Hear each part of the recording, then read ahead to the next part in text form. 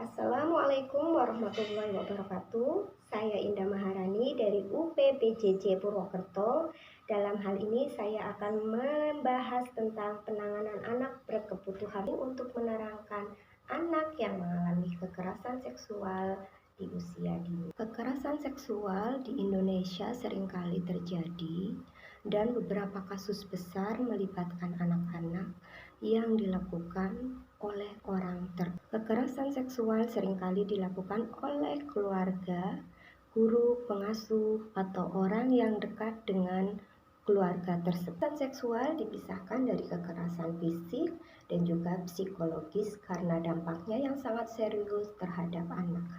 Anak dengan kekerasan seksual biasanya mengalami kekerasan fisik dan juga kekerasan psikologis secara bersamaan. Berdasarkan Undang-Undang PDKRT, kekerasan seksual dapat dibedakan menjadi dua, yaitu pemaksaan hubungan seksual yang dilakukan terhadap orang yang menetap di dalam lingkungan rumah tersebut dan pemaksaan hubungan seksual terhadap salah seorang dalam lingkup rumah tangga dengan orang lain untuk bertujuan komersil atau tujuan tertentu.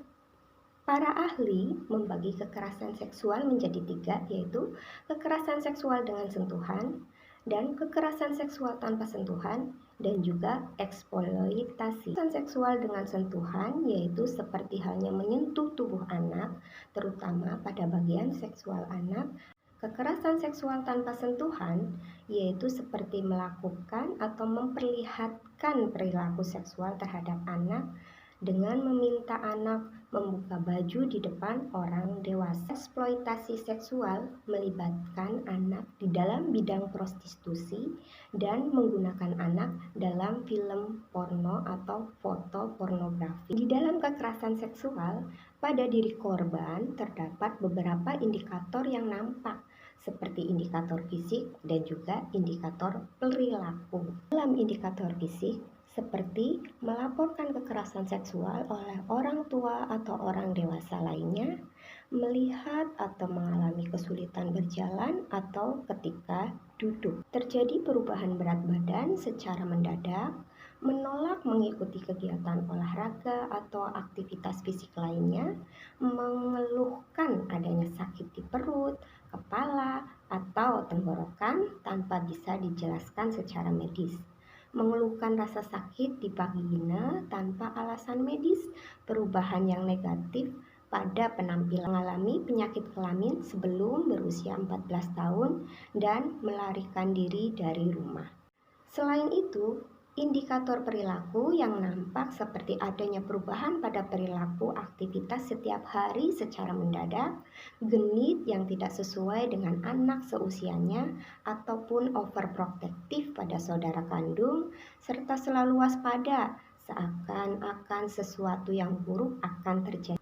Merasa terancam dengan sentuhan fisik dan ketakutan, menghindari seseorang tanpa alasan yang jelas, berbicara cukup banyak mengenai orang dewasa tertentu, serta memiliki pengetahuan dan minat yang tinggi mengenai perilaku seksual yang dibandingkan dengan anak lain seusianya.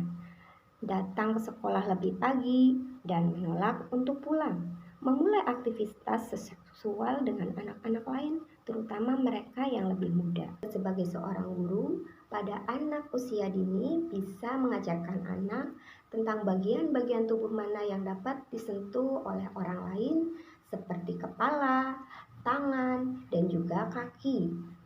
Penanganan kasus kekerasan terhadap anak dapat dilakukan secara hukum untuk memproses pelakunya.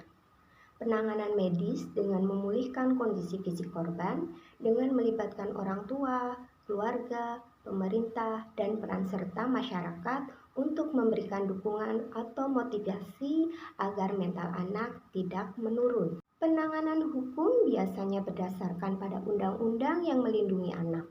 Dalam kasus kekerasan seksual berdasarkan Undang-Undang Nomor 23 Tahun 2004 yang memusatkan pada pengertian mengenai kekerasan dan hak korban kekerasan seksual, termasuk di dalamnya adalah anak-anak. Sekian pemaparan saya, sekian dari saya, terima kasih.